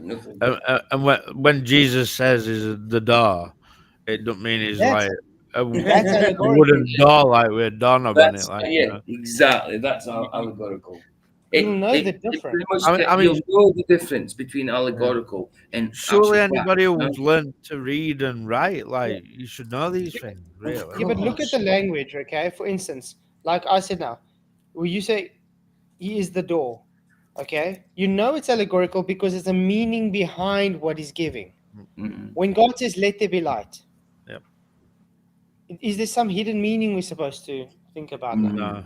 No, I mean, No, it's what hidden meaning can you have from light? It's hidden. Nothing's hidden in the light, you know. It's just literally, let there be light. There's no parable about it, no allegorical meaning about it. God said, "Let there be light," and so there was light. That's it. He said, "Let there be," a few times, a good few times, and every time he said it, it was. It's like saying, "I'm going to eat dinner." Okay, I'm allegorically eating dinner. No, I'm going to eat dinner. So, as Sovereign part got. Oh no, he's moved. Oh no, he moved. It looked like he paused for a Like minute. you were frozen, man. It didn't move for ages. He's just amazed by all the gravity around about him, you know. He's in awe. Gotta love that gravity, man. He just hears Craig in the background. Can't you see that gravity? It's empirical. Well, that's where I got old Luch trapped last night. Was in that. Oh yeah. He can't. Same thing. You don't know. Yeah, what but to Luch do can get with trapped into things a lot easy, anyways. Yeah, It says, "Do you have any demonstration of gravity affecting gas?" And he says, "Cavendish." And I says, "Cavendish used gas, used air. It showed air, really?" Cavendish. And he's like, "Well, no, mass attracts mass." And I says, "No, it doesn't. It doesn't. Nobody's ever witnessed this shit at all. Nobody's ever seen this happen. It's just nonsense." And I said, "So you have a demonstration of air having a downward acceleration due to gravity?" "Yes," he said. And I said, "What?" And he said, "Cavendish." And I said, "No, Cavendish didn't use air. Stop with that." Stop using Cavendish. Yeah, I don't care about Cavendish anymore. Nobody does. Cavendish was not an experiment; it was an observation. Yeah, that's right. No experiment there. You're right, Jeff. Well, it was a false equivocation based on something the person wasn't even trying to show. Right. He did a demonstration. He was trying to calculate Earth's density. And then the other people went and said, "Hang on, let's just false equivocate his data that is just torsion twist and say it's because of gravity as a force." Right. You know, if they were honest with themselves, they would anyway throw that away, because Einstein clearly says gravity is not a force, and they still can't relinquish that. Right. Where have we seen that before? You know, light is a wave. A good example of that is Viagra. Okay, Viagra was not developed for what it's used for. Right. Okay? It was another. They were going to use it as another medication, something to do with blood pressure and being able to, raise blood pressure or something like that. And it wasn't. They found out that during tests that something else happened, and so that's what they ended up marketing it for. So it's like, oh, Cavendish didn't do what it was supposed to do, but we can use it for this instead. Well, at least Viagra is useful for something. Cavendish. Cavendish is just good for making people frustrated that they can't replicate it. Yeah, well, if it does what you think it should do, then it was set up correctly. If it doesn't, only if it does what you want. No, that's not bias at all. No. It's some of the dumbest excuses I've heard for that. Well, it didn't show anything. Well, it wasn't set up correctly then. Oh, okay. Well, sure, that makes sense. Right. You must have done something wrong. Because it didn't show my bias of working, so therefore it must have been wrong. Riley's what best, I think, because they're literally, like Cavendish, you know what I mean? They filmed it, they weren't even there, were they? They counted for all the variables. Yeah. They counted for all the variables they could. That was given to them to say could be the issue. I mean, it showed inconsistent results. All of a sudden, out of nowhere, it just starts going random directions. Or it doesn't show anything, it goes away from the... No, it's idiotic. There's something else, and the people are just false equivocating and saying it has to be gravity. No. Okay, let's carry on. Starts like this. And God said, let there be light. Yes. And there was light. It'd have been cool if we like had lights off and then, y'all sit in darkness for a while and anyway, let there be light. And there was light. God saw that the light was good, and he separated the light from the darkness. And God called the light day, and the darkness he called night. And there was evening, and there was morning, the first day. Great. So out of that, can anybody tell me what's allegorical from that language? None of it, dude. None of it. Yeah, like Jeff's point, the Bible does mention, behold, an allegory, behold, a parable, a psalm, a proverb, right? Yeah. I mean, it'll tell you. If it's historical, it's just a historical account. Yeah, it's how the language is used. I mean, I like using this kind of analogy, like when you look at Daniel, when he gave visions. Yeah, it doesn't say in Genesis 1, in the beginning, God lied to us and told us it was this way. But also when it shows in terms like, and God said, that is an account, not, like. Exactly. Yep, exactly. That's what I'm saying. It's narrative. It's actual historical documentation. It's historical narrative. But like I said, I like. Oh, sorry. But I mean, think about it. Let's say when they give prophecies in the Bible, they give it as a kind of a parable prophecy. It doesn't mean that you can see it's allegorical, but the prophecy itself that comes to fruition is not allegorical. You know what I mean? The vision is allegorical to give meaning behind what is being prophesied. But the prophecy fulfillment is actual historical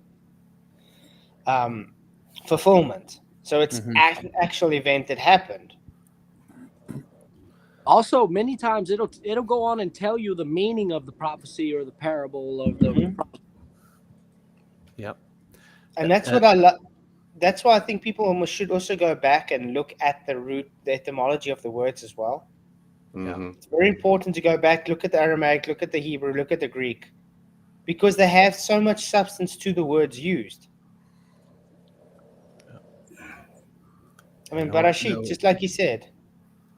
Yeah, in the beginning. Yeah. And the thing is, a lot of people say, "Oh, well, it's allegorical because Moses wrote the Genesis and stuff." And I said, "Well, do you think that God was lying to him? So that's why he had to write it in allegory?" It's like, no, God was telling him exactly how it was and how it is. It's exactly like the way he's writing it. This is what God spoke to him, because he spoke to him face to face. It wasn't like, it just came to him in a vision and a dream, and I just wrote it down, but I may have wrote it down wrong. It's like, no, he actually talked with him. And I also believe, like, God said to him, like, write this down. Yeah. Because when we talk about inspired by God, why would they just write a book, unless they were told to write it? Yeah. Exactly, dude. Well, that's true. But I mean, this is also a dangerous thing that these guys play, though, because if they're trying to make everything allegorical that doesn't fit them, this is where they go, okay, Noah's flood didn't happen. It was just a allegorical thing, and that it didn't really happen. Because they're building their foundation on. To me, it doesn't suit my belief system based on today's quote unquote science, which is actually pseudoscience. Therefore, the Bible's false. They're trying to falsify the Bible and say it's just allegorical. At the end of the day, they're trying to take the substance away from actual events. You get Christians today that think Jesus didn't actually exist. He was just allegorically died for us. Yeah, that's Then they can't be Christian. Yeah, but Christian. The word Christian means to be Christ. I know, but you understand that's where they're getting it from, because they are under the foundation like the Bible's just a story written by men, and it's trying to teach us to be Christ-like, and this is New Age stuff. This is the New Age stuff they're teaching now. That you don't need to accept Jesus because he didn't exist, because it's just allegorical. It's just to show you how you should live.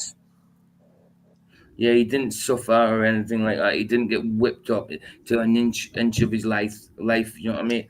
He didn't get embarrassed, humiliated, spat on, thorns in his head. You know what I mean? Spear in his side, on the cross. Yeah, Josephus Josephus lied. He didn't do any of that.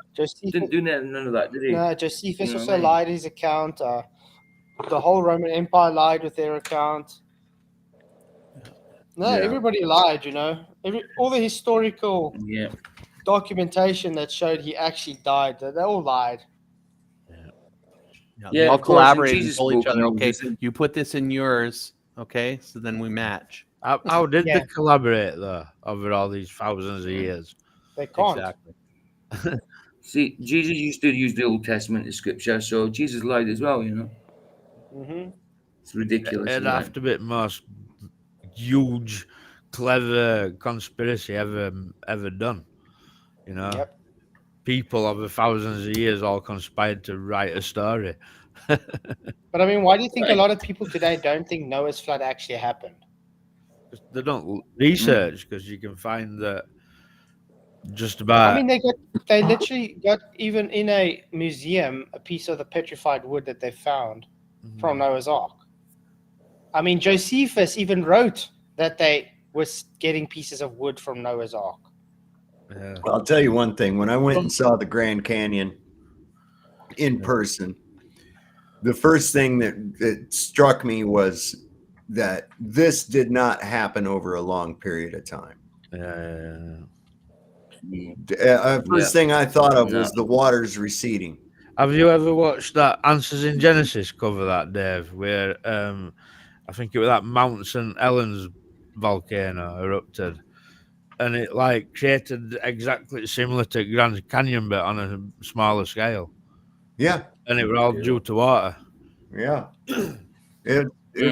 Water's powerful. Water's powerful. You can cut through anything with power, pressurized power. With pressurized water. They were doing that. They were doing that for a type of mining in the West back in the 1800s. They funnel this water down to a narrow pipe so that the pressure would be really good, really heavy duty coming out of it, and they would just wash away the hill and wash away the debris so that the rocks would fall down. Look at this, guys. Josephus was a first-century Jewish historian who was born in Jerusalem. Now we know that, okay? He said, in Antiques Jews Book 1 of chapter 3, he includes the account of the flood. As he comes to the end of his account with the rain ceasing and Noah sending out the raven, and Noah and his family and living creatures leaving the ark, Josephus says this. To rephrase in my own wording, Josephus in the first century says that Noah's Ark is over yonder, over there. People make pilgrimages to see it. Or to quote him, its remains are shown there by the inhabitants to this day. Yeah. People knew where Noah's Ark was in the first century, but then continues quoting other historians of the first century that also wrote about this ark. How is it possible if it didn't exist? Yeah. It's in a frame with like a cross over it. I've seen a picture of it. Yeah, but you get the people today say Noah's Ark was not real. It's just a story. Because how would he fit all the animals in the ark? It's like, apparently some monk or something went up Mount Ararat and found this piece of wood and brought it back, and they've got it like it's like in the museum and everything. Big gold frame, and it's got a big gold cross on front of it, and it's supposed to be a piece of petrified wood. Yeah. There was I remember back in the 70s, there was a movie played in the theaters. It was a documentary about the guy that actually found the ark and all the proof behind it. I remember seeing that. There was this company called Sun Pictures that would do stuff like that. They put out some stuff based on von Daniken's work too, but we know that guy's a crackpot. But it was pretty interesting. It was like they had these movies like that prior to, I think it was Leonard Nimoy actually doing the narration on it. It was before that In Search Of show that came on. But I was pretty intrigued with that as a kid. But yeah, it's quite interesting. But like I said, it's the people don't want to take the historical narratives as real because it doesn't suit their beliefs, which is sad. Because at the end of the day, they're just calling God a liar. That's all. Yeah, that's it. That's right. So yeah, it was. Say God can't. He can't lie. So I was actually 100% with the church when they called Galileo a heretic then.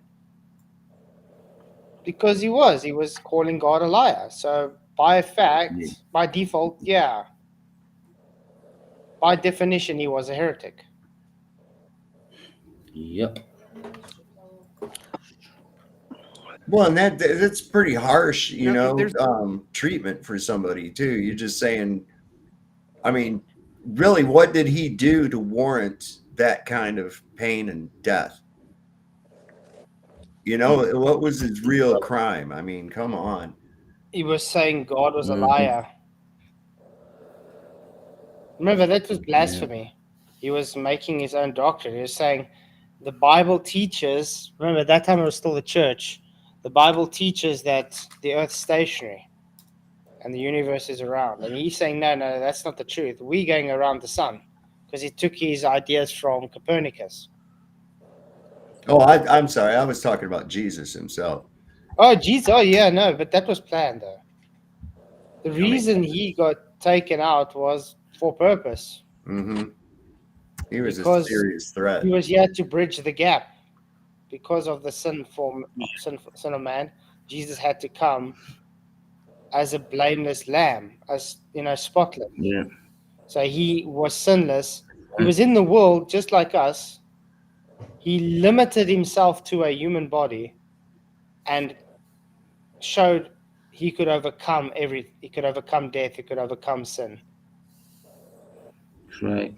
That's right. And I'm sure Satan is kicking himself right now. Right through the time.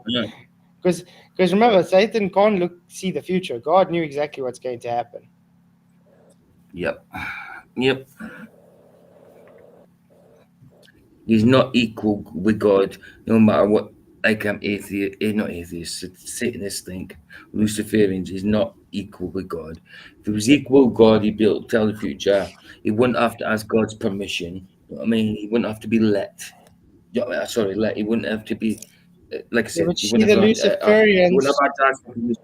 The Luciferians teach that Lucifer is God and Jesus is actually Satan. Satan, yeah. They reverse the roles.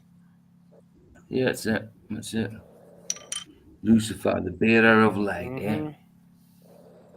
There's a picture of the days of creation image that I want to show you all that'll be up here for you to see. Day 1, day 2, day 3, 4, 5, and 6. We'll look at a little bit here. We're going to keep it up for a little bit so you all see it, okay? If you're trying to read these verses like a science textbook, immediately we run into a whole bunch of questions. So here's some of the questions you come up to. You're not doing the same thing that Mr. Dr. Faulkner was doing? Yeah, sun, moon, planets, and stars. That's interesting. I remember him creating. I think Danny Faulkner did this as well, where he tries to say they're all allegorical with one another. We have done this then, Michael, because I think we remember this as well. I remember this now. Yeah, to me it rings a bell, definitely. Where he tries and says day 1 and day 3 go together, day 2 or whatever, or they mirror each other. Day 4 and day 1 are together. Day 2 and day 5 are together. Day 3 and day 6 are together. Something like that. Meanwhile, the Bible, the creation account. Yeah. Meanwhile, the Bible will interpret itself, much like with the song, the Proverbs, and that allegory. Even if you want to claim there's allegory in the Bible, I'm not convinced. But Lamentations, things like The that. fifth commandment, right? Remember the Sabbath day to keep it holy, for in 6 days God created the heavens and the earth and rested on the seventh. Mm-hmm. Right. So the commandment there is interpreting the day of Genesis 1. Exactly. Do you know when non-believers turn around and say like, "Oh well, he rested"? Do you know what I mean? He can't be God if he gets tired. It's not getting tired. You know what I mean? He just created everything. He was laying back and looking at it. You know, looking at the beauty, the glory of what he just created. It doesn't mean to say he was tired and he's got to fall asleep. I've heard that before. Just because it says he rested on the seventh day, it's ridiculous. If God created the earth, but the sun wasn't created until day 4, how did the earth stay suspended and not fly off of its on its own, on its axis? If light was created on... There was no earth. Oh, what? He does know earth just means sand, dirt. Yeah. And this dirt, the sand, would still be under the waters. He does know this, right? He said this earlier, didn't he? Yeah, he actually read that earlier, didn't Yeah. Wow, yeah, I think so. he? Like contradicting himself. You want me to show that picture, Michael? Yeah, if you want. There we go. It's that Oh yeah, supposed Petrified wood wood inside from. there. Oh, right, yeah. From the ark. God, that's beautiful. And you know the sad thing is, you know what the people are saying about this? They can't even test it to verify that it is from the ark. You know why they don't want to test it? Oh, I know, because if they find out it is true, what is going to happen? Yeah, then the agenda is exposed. Or whoever owns it, Jeff whoever left. keeps it safe. Yeah, Jeff said he did say in chat that he had to go. He said, "Sorry, I can't stay longer." Or whoever keeps it safe don't want anybody to test it in case they take it. Or they're going to discover it's moon rock from Antarctica. Yeah, or it might not even be from Ark at all. Like it most likely isn't. Yeah, but they said they don't have a way to verify it. That's Well, the issue. Gopher wood. I mean, where's the gopher wood? It's petrified now, so yeah. Gopher wood only comes from down near the Gulf of Mexico in the United States. Florida, parts of Louisiana, and Mississippi. It's the only place there is gopher wood. All around that Fertile Crescent. On day 1, but the sun wasn't created till day 4. How would there be light on day 1? How was... Oh, I don't know. Because God said, "Let there be light." There you go. And there was light, just like the scripture says. That's what I'm saying. Let there be. He said, "Let there be." Every time he said, "Let there be," there was. Simple.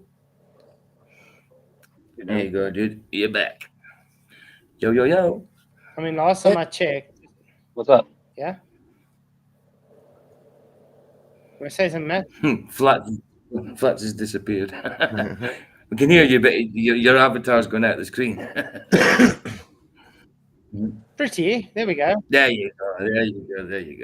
Yeah, I was just about to say that I punched him out, but you didn't give me a chance before you moved. Hey, Timothy, good to see you, man. And Tony, what's up? Yeah, no, it's simple. Because he wants to equate again today, the sun, the light follows the sun, so the sun's the source. So therefore, we can't have a day 1, 2, or 3 because the sun only came day 4. So this is his way of trying to figure out how can we make it fit my belief. Hey, Jamachia, good to see you, man. But it's simple. If you just keep with the Bible as it says in the scripture, God said, "Let there be light," and there was light. And God saw that it was good. And the evening and the morning were the first day. Very clear. Right. Not saying, "Let me quickly create the sun in day 1." and then I'll create it again on day 4. Yeah. Yeah, I say arguing with the Bible there instead of just reading it and understanding what it says is kind of silly. Gematria Wombat says, "Is this guy arguing with the Bible?" Yeah, he is. Yeah, They all do. Yeah. Well, I think technically he's arguing with himself, but yeah, it does sound like he's talking to it. He's trying to rationalize the Bible to fit his narrative. That's what they all Right do. before the sun was created. Sorry? That's what they all do. Isn't there something in Proverbs about that specifically? Probably be something. More than likely, there's a lot of wisdom in Proverbs, man. Mm-hmm. If the Bible indicates there was a day and there was a night starting on day 1, as though the rotation of the earth around the sun had already started. But the sun was not created until day 4. So how could there be a morning and an evening before the sun even exists? Wow. At least Yeah, he just acknowledges argued it. At least he he just called it a liar. These are the Yeah, exactly. But these people don't just think that you need the sun. But he created light. Then on the 4th day he created the sun. They're 2 different things. The thing light is from the sun. Yeah, exactly. I mean, how come when the sun goes down, it's still light for a bit? The Bible says that God separated the light from the darkness, but light is never commingled with darkness. Darkness is the absence of light. So what does it mean to say they were together and they had to be separated? Like children in the backseat of the car so often. We also notice that plants were created on day 3. So how do these plants exist? Day 3. Without He the just sun. made an analogy of his children in the back seat fighting to the Bible. Okay, what I gotta say with day 3, it's very simple. I've tried to explain this to many atheists and heliocentrist people. If it's physical days, and God created day 3, created plants, okay? Will a plant die in a day without the sun? Just one day without the sun, will it die? No. No. So what's the issue then? Because God created the dry land and plants on day 3, a day before the sun.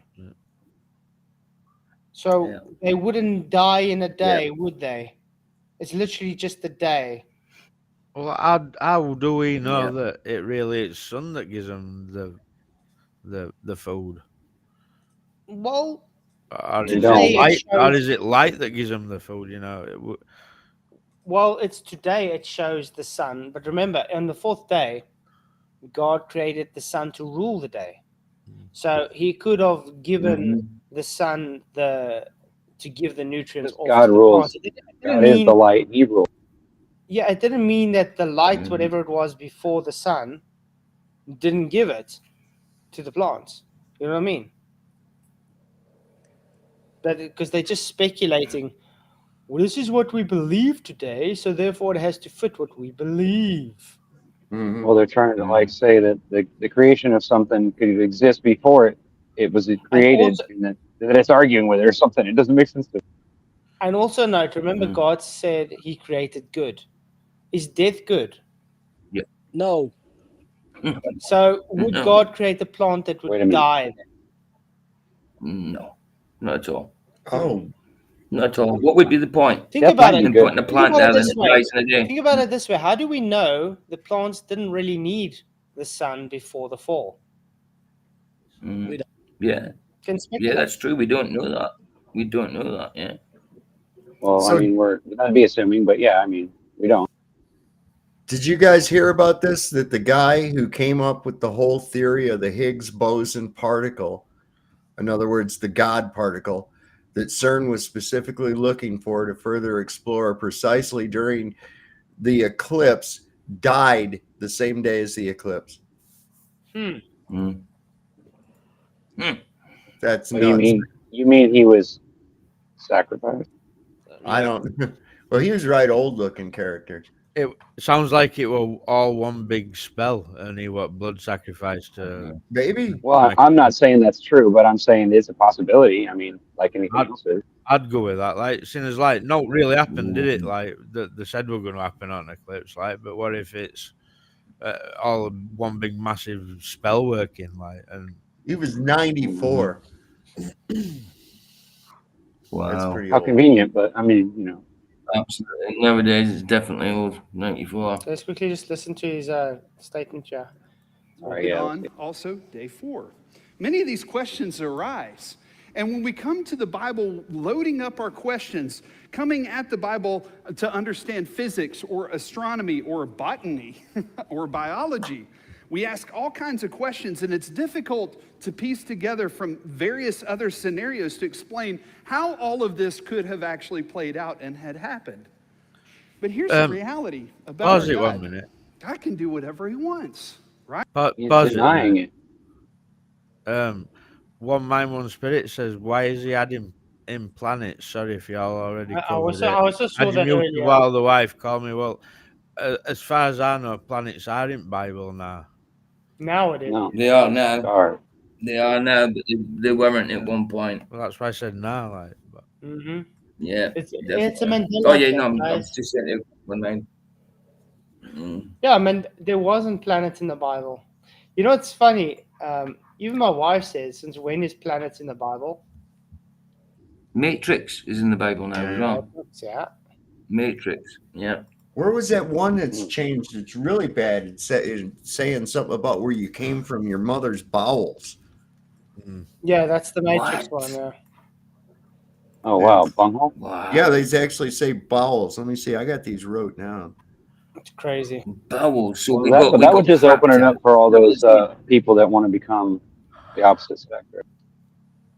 So we got excreted out the back passage instead of the other Shut one. out. Wow. Well, now Psalm we know. 71:6. Well, now we That know. reminds me. Now we know why some of them are sphincter heads. Yeah, That reminds me of Psalms. Oh, no. Wow. Oh, that's Thanks, a big okay. thing. A pastor Yeah, told me Einstein Monty defines Pythons. God. Tutor says, a pastor told me Einstein defines God as the 7th dimension. I've heard that as well. So yeah, it says here, by thee have I been holden up from the womb. Thou art he that took me out of my mother's bowels. My praise shall be continuously of thee. That's Psalm 71:6. Wow. Wow, that's ridiculous. That's ridiculous. Vicky said, I definitely don't have babies out my butt. Well, I don't know. Sometimes they get stuck and they have to make a little cut, and sometimes the two become one. Yeah, but definitely not. Oh, dude. Definitely not the. So maybe you did. Yeah, but they definitely don't fart. Poop a baby out. That's the wrong hole.